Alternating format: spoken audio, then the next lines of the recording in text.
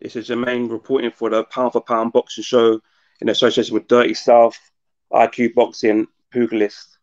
I'm here with Cruiserweight Commonwealth champion Chris Billam-Smith.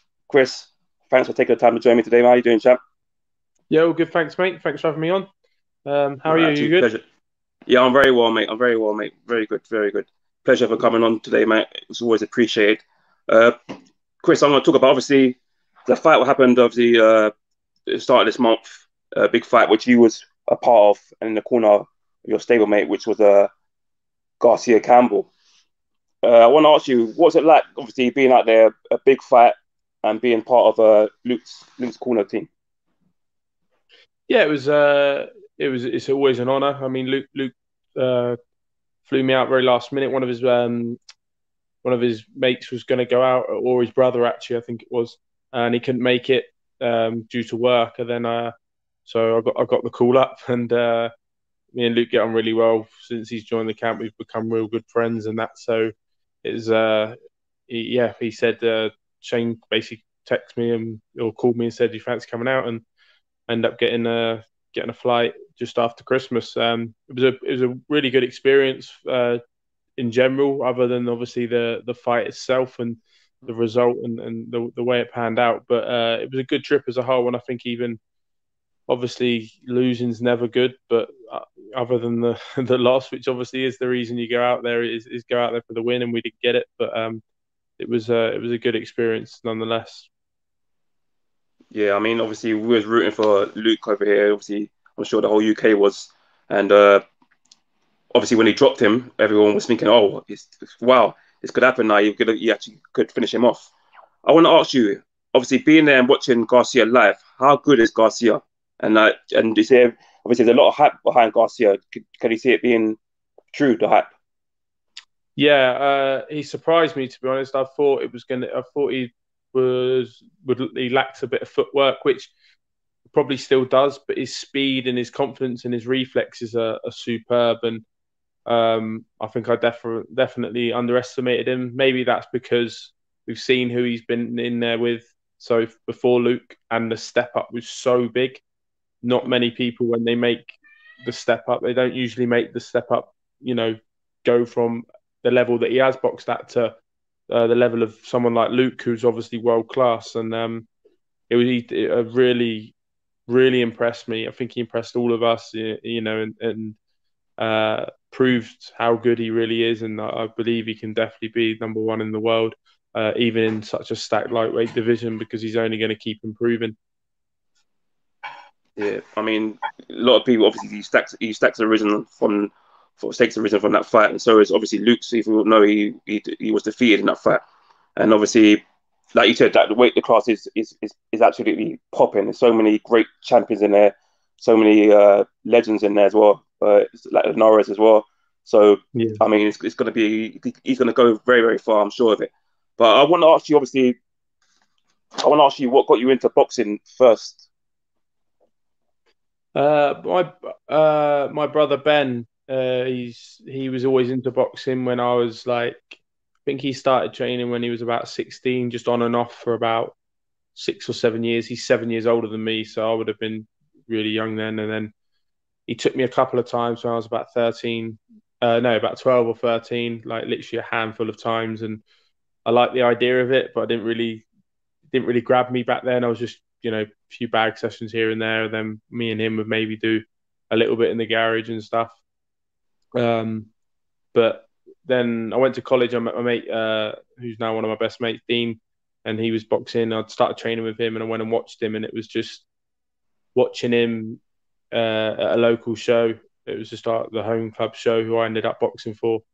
And it was just the atmosphere. Everyone was just there, like he's walking to the ring. Everyone were all there just chanting Dino. I just remember stopping and thinking, because I've been training about 2 or 3 months at this point. I just remember stopping, and whilst everyone's still, chanting his name and thinking, I want to be in there in a year's time, and everyone be chanting your name and have that atmosphere all for you and that feeling. I just remember thinking, what an amazing feeling that must be, just having all that support there and just that atmosphere, all done, all there for you. So I think it was ended up being about 10 months later. I was in the ring having my first bout, and yeah, it's an unbelievable feeling having that. And I just got I won my first bout and just was addicted ever since. Yeah, I mean, that's great to hear where the journey started. Obviously, you turned professional in 2017. You've been Yeah, working with your trainer Shane McGriggins ever since. What's it like training with Shane? Because Shane's such a well-respected trainer. He's obviously trained from world champions that likes of David Haye, George Groves. So what's it like being with such a well-respected trainer? yeah, it's amazing. I'm very very fortunate. I didn't have a massive amateur background. Everyone that was at the gym when I joined was, names you just mentioned, and then there was Carl Frampton, Josh Taylor, Conrad Cummings, Chantel Cameron. All of them had unbelievable amateur backgrounds and had a reason for them to, Shane want to work with them.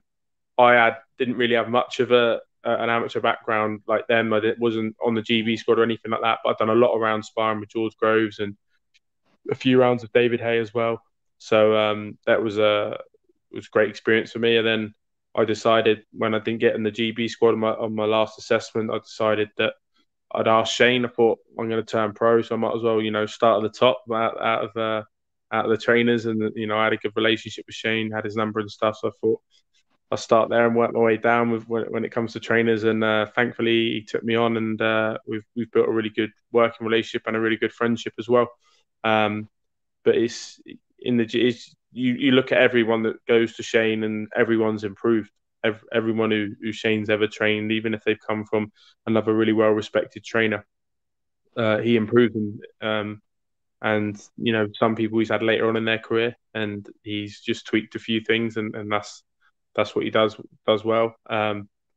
With people who have been in the game a long time, but then with me, I'd only had 43 amateur fights. I'd had one stoppage as an amateur, and then now I've turned pro. I've had 11 wins with 10 knockouts. So a lot of that goes down to Shane. I'd say 99% of that's thanks to Shane, and the 1% is me putting the work in. But without Shane, teach me the way to punch and certain things, and there's more than just how to throw a punch. He expects everything from you in every training session, and that's the way it should be. And he says there's no shortcuts, there's no getting away with things, there's no slacking or anything like that in the gym. It's a winner's gym, and I think that's why as a gym we produce the results we do. Yeah, like I said, Shane's a really, really top trainer, well respected in the game. And yeah, I always got time for him. He's top trainer. Well, I'd like to obviously ask you, obviously, what's it like? Obviously, you got a few stablemates now, got some big fights coming up in the next couple of months or so. Obviously, lots of Lawrence Okolie, Anthony Fowler, obviously yourself in there. What's the atmosphere like in training leading up to these fights now? Yeah, it's we know what it's about. We're all experienced in the sense of being around, world title camps and big fight camps and stuff like that. And it's just nothing really changes from the people who are training for, uh, 8 rounder tick over than a 12 round world title fight. The training doesn't change, and I think that's why he gets the fighters to world level, because we all know what we've got to put in. We have a good laugh in the gym. The banter's always flying and stuff like that. And I think Shane's to thank for some of that, and the lads as well. But it's very much the tone in the gym's always fun and enjoyable. But we get the work done, and when someone's on the pads, it's or sparring or training, then the focus is on, and there's no jokes anymore, and it's down to business. But the rest of the time, we have a good laugh, and there's a real good camaraderie in the gym, and we all support each other and push each other in the gym. If someone's got extra bits to do, we'll do it with them, or whatever it may be. And someone's tired one day, we'll push them through it. And I think as a gym, we all push each other on and pull each other up at the same time. So it's really good to have that sort of team atmosphere in such a what can be a lonely sport. Well, that's very good to hear that. I mean, obviously, you guys got some massive fights coming up. Obviously, yourself, which we're going to get to in a bit, and then obviously Lawrence is fighting for a world title, and Anthony Fowler's stepping up to a big fight as well. So yeah, it's great to hear that. Obviously, the atmosphere is very high, a positive, very a positive atmosphere. Looking ahead to these fights. Uh, Obviously, I want to ask you. Obviously, you retained your Commonwealth title on the Harper the Tasha Jonas undercard. Obviously, on Fight Camp Eddie Hearn's back garden. How was that? How was that experience? Obviously, you fight with no crowds and fighting in Eddie's back garden. Yeah, it was a really good experience. I absolutely loved it. It was one that I'll always remember. It was obviously the more time goes on without another fight. Obviously, I was meant to box in November, but now we're looking at March. So if I wasn't to box then, it would have been an even longer time. So I'm even more grateful as time goes on and the more time I've spent, out of the ring. Even more grateful. But the experience itself was unreal. I loved the ring walk, like down the steps and all that. And I think because you had the music and the setup and all that ring walk and the way it was, it didn't really bother me that there was no crowd there. Obviously, we were prepared for it because we knew there wasn't going to be a crowd. So I think that you're mentally prepared for it anyway. But then having that ring walk and the way it was all done, you got the camera in front of you following you to the ring and all that. And once you step in the ring, it's time to go. It's fight time. So we just focus on that and just get the job done. And I think once you're in the ring, that's all you can focus on, whether there's a crowd there or not. I do miss fans. I do miss the atmosphere. When I've been to, obviously, went to Luke Campbell's fight, there was a crowd there, and you realise how great a crowd is. But when you're fighting, I don't think you can't dwell on it too much. You're in there to do a job at the end of the day. So yeah, you can just focus on that. But it was for me an experience I was really grateful for, and one I'll always look back on very fondly. Brilliant, brilliant. I mean, I want to ask you. Obviously, you've got a massive fight coming up against Deion Jumah for the Commonwealth and vacant British Cruiserweight title, March the 20th on Sky Sports on the undercard for Okolie Glowacki. How big a fight is this for you, and how's training in the camp going for you so far for this fight? Yeah, it's a great fight. It's a great fight for me and my career as Commonwealth champion. Commonwealth and British champion obviously get spoke about in the same breath quite a lot of times. And you see some great unification fights, or whatever you want to call them, or fights for the British and Commonwealth title. They're obviously domestic fights, which is sometimes a bit of needle in. But me and Deion, we go back. He beat me in the semi-finals of the ABAs. It'd be nearly 9 years ago. I think it was around March 2012. He beat me, so it'd be 9 years ago by the time we get back in the ring together, and that excites me because I've ever since as soon as you lose a fight, you wanna avenge the loss. I've had to wait 9 years for this. We've sparred in the meantime a lot, and we've spoke a lot, and I've followed his career when he turned pro, and I was still an amateur and stuff, and I remember sparring him a week before his pro debut. I had an amateur fight either the night or the night before his pro debut.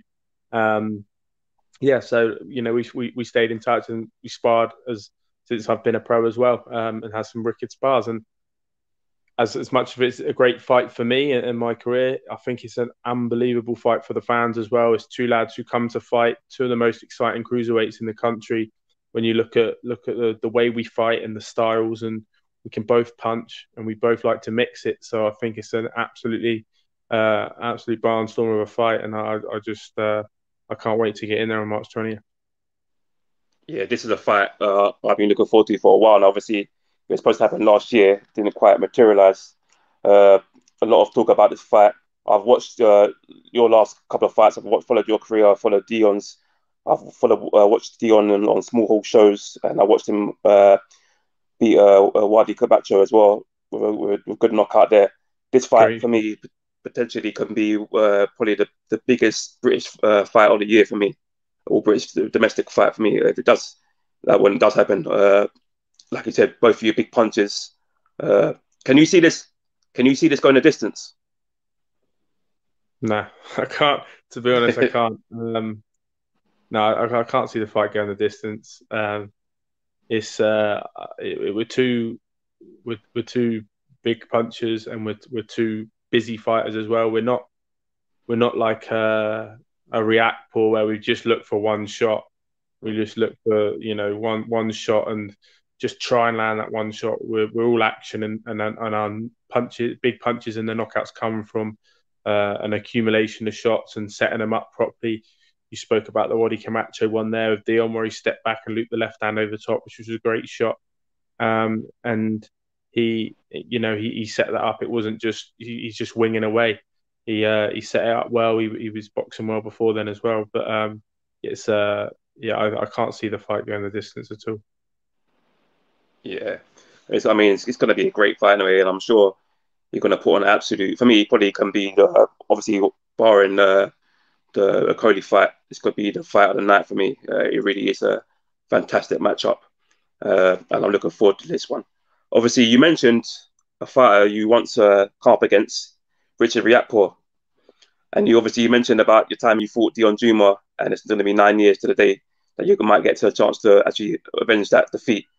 Is that a fight you would like to maybe happen again one day? Have a rematch, rerun it back? Yeah, for sure. So a fight I'd love in the future. It's or whenever it can happen, if it can. Like I said, every fighter that loses wants to avenge their loss. The sort of man I am, if I was Richard and I had the amount of people telling me or saying that I was the winner of the fight and not him, it was a lot of people that thought I beat him. I'd want to play it right as well. I'd want to train harder and improve and make sure that I'm able to win a fight clearly. There's no in any of my wins there hasn't been any doubt as to who the winner was. Obviously 10 of them are stoppages, and one was against a Czech lad who I beat up for 8 rounds and dropped him 2 or 3 times. So it was for me, I'd want to win a fight clearly, and if people were asking for that sort of level of fight, it's a bit different in the world, at the top level on the world stage. But I think if there's a fight that close domestically, you're going to want to put it right. And so if I was him, I'd want to put it right. But obviously that's his call. But yeah, I'd love to fight myself. I'd love it. It would obviously be great to avenge a loss, and I believe next time I'd absolutely wipe him out in about 4 or 5 rounds. That will be a fantastic fight. Obviously, I enjoyed the first fight. I thought it was very, very close. For this fight, I believe it does materialize again in the future. You both keep winning. I'm sure that fight will happen again, 100%. Obviously, there was. I want to ask you. Obviously, you're close. You're close with Okolie. How close was that fight with Okolie to happening? Obviously, Richard Riakporhe said he wanted to fight Okolie last year for the world title. Was that anywhere near close? I think Glowacki obviously pulled out of the fight on 2 weeks' notice, was it? Maybe 2-3 weeks' notice, and they offered the fight to Richard. Believe it would have probably been a career high payday, deservedly so. And he turned it down and said, I think he wrote something along, or I saw someone put something up that he said, give him 6 weeks and he'll take it. But that's the whole point of being ready. Hopefully he's in training now in case it happens again and Glowacki pulls out, and then Lawrence can fight him, for it. But I don't think it was that close to happening, to be honest. I think he got offered it and he turned it down. So I think that was that. Yeah. Obviously, we'll talk a bit about Lawrence. Obviously, it's another great fight happening on the card. Obviously, the main event. How sharp is Lawrence looking at the moment? Because obviously, I've seen him in his last fight, and he blew the guy away. Obviously, he was absolutely fantastic. He's looking really sharp. How good is he looking going into this fight? Yeah, great. He's obviously you saw the sort of how sharp he was in the last fight and for the last camp. I believe Glowacki would have probably faced a similar fate, to be honest. Maybe a couple of rounds longer because he's a tough bloke, but that's what I see happening this time round. I think Glowacki's, I think he's too wide and too open, and box is too small to not just walk on the styles. I think it sets up Lawrence perfectly to walk him onto a shot. He can walk Glowacki onto a shot and take him out, and that's what I think I've always said that, and I think the way Lawrence is improving day in day out in the gym, I believe the same will happen on March 20th. Yeah, you just mentioned that obviously Lawrence is improving. Obviously, followed him from the amateurs to now, obviously, and obviously ever since he started working with Shane, I've seen a lot of improvements in his game, and obviously he showcased that last time out, and I believe he'll become a world champion very soon on this show. Uh, Obviously, have you ever talked about maybe come up against each other? Obviously, you're both in the same weight class. Obviously, you are stablemates. If that fight was to happen for a world title, if you both will keep winning, is that a fight you two ever mentioned talking about? No, I mean we're gym mates now. That's the way it is. He's slightly further ahead in his career, and he spoke publicly about wanting to, win world titles at cruiserweight and then go up to move up to heavyweight. So that's the way it is. We've become friends in the gym, and we're gym mates as well. Also, I don't know if he'd want to give up Shane in his corner because I was in the gym first, so Shane has to be in my corner. But no, that fight won't happen. I hope Lawrence goes on to win massive titles at cruiserweight and then moves on to heavyweight and some big bucks and box some massive titles up there as well. And he's got the size to do it, and he's got the speed to do it. He has to, move up in weight, and get used to it. But he's not far off.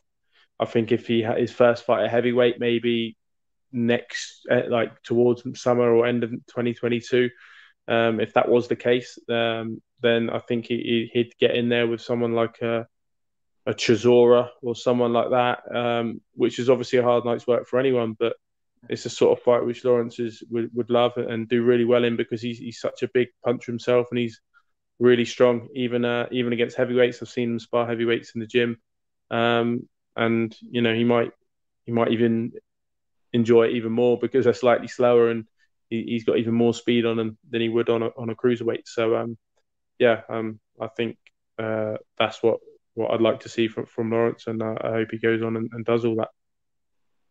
Yeah, I agree. So I would like to see him do something similar to what David Haye done, and what Alexander Usyk done is maybe clear out the cruiserweight division, maybe become an undisputed champion, then potentially go up and fight for world honors. So I believe he's got the capability of doing that. I really do. Yeah. Before I let you go, Chris, any message to Deion and your fans going into this massive fight on March the 20th? Deion, you know what we know what each other are about. He knows what I'm about. So do what you got to do, and I'll see you on fight night. To the fans, thank you for your support. I've had loads of messages about when the fight got announced, and the support's been unreal, and it continues to be. And I promise to put on a show on March 20th for you all. Brilliant. Chris, absolute pleasure. Thanks again for taking the time to join us on Pound for Pound Boxing Show, and good luck with your fight, and I'll speak to you again soon. Cheers, Jermaine. Take care, mate. All the best now. Take care. Bye-bye. Cheers. Bye.